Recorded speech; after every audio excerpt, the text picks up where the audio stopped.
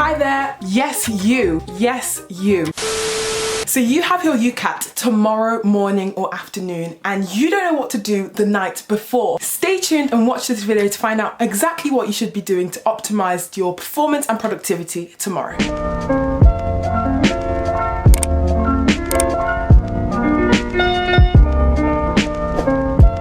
Okay, the sun came out. Wow, the sun came out to say hello. Hey guys, what's up and welcome back to my channel. My name is Fran and I've just finished my first year of medicine, and today I'm going to be speaking about what you can do the night before your UCAT. Before we get on with the video, please make sure that if you enjoy the content, you subscribe, hit that subscribe. So many of you watch my videos who aren't subscribed, so it would mean the world if you did. And anyways, let's cut the chase and get straight into the video. Here are 7 things you can do the night before your UCAT. Now, the first thing you can do is try your best to relax. I say try your best because I know it's easier said than done, and you've probably heard this being said everywhere, but honestly guys, you have worked so hard leading up to this point and you are not a machine. You need time to relax to make sure you're at your optimum performance the next day. I know from personal experience that if the night before I'm doing something really stressful, that actually clouds my judgment the next day and I'm not able to think clearly. The following day, my concentration is reduced significantly. Try your best to relax. For me, this means spending time with family, watching films,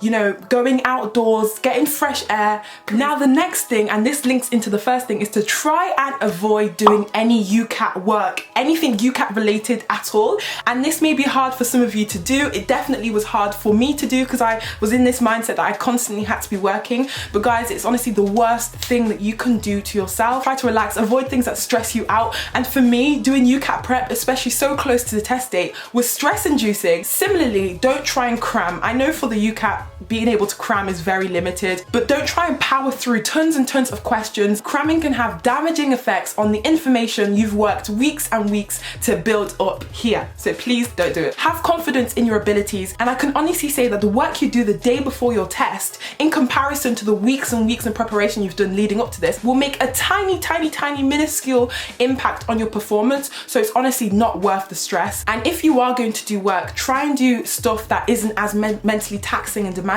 For example, brushing up on your keyboard shortcuts. Now the next thing, number 3, is to make sure you have all your ID and documents ready. Now Pearson's UCAT say that the name on your ID must match the name that you created your UCAT account with, so make sure all of that is ready, because the worst thing you want to do on test day is to add that additional stress of trying to find the right ID. Make sure you check the websites for details about that. Now the next thing, number 4, is to make sure you know the route to your UCAT test center. Obviously if you're sitting in person, this was one of the mistakes I made during my testing. I didn't actually visit the center before actually doing the UCAT, so the day of the test I was like that much more stressed, and you can avoid that if you make sure today, right now, that you know exactly where you're going. And for those of you doing your test online, make sure you know how to log on to the online interface, make sure you know exactly what is required of you. So yeah, make sure you're confident with that so you don't have to worry about it tomorrow on test day. Now the 5th point is to sleep. Guys, sleep.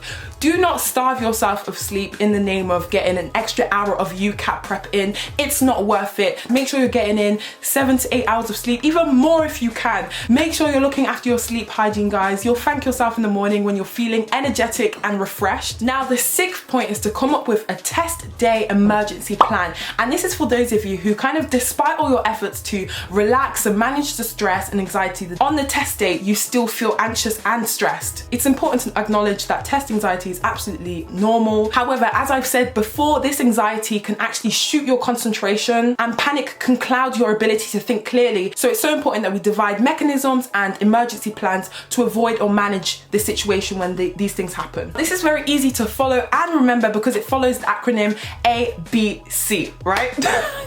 I was so excited when I realized it followed ABC. So A is to accept your anxiety. As I said before, it's 100% normal that you're feeling stressed, experience physical symptoms such as clammy, sweaty hands, or, you know, butterflies. But instead of you thinking that makes you a nervous, stressy mess, reconstruct the narrative and realize that that just shows that you care about the exam. Your body is showing you a healthy sign that it is ready to fight for a good score in your UCAT. Now B is to breathe deeply. Usually when we're stressed and anxious, our breathing becomes more shallow, meaning we don't get enough oxygen around our our body, which can be quite damaging. So as soon as you're aware of this, make a conscious effort to breathe more deeply. Breathe deeply from the diaphragm. Now C, this is a bit of a weird one, is to contract and release.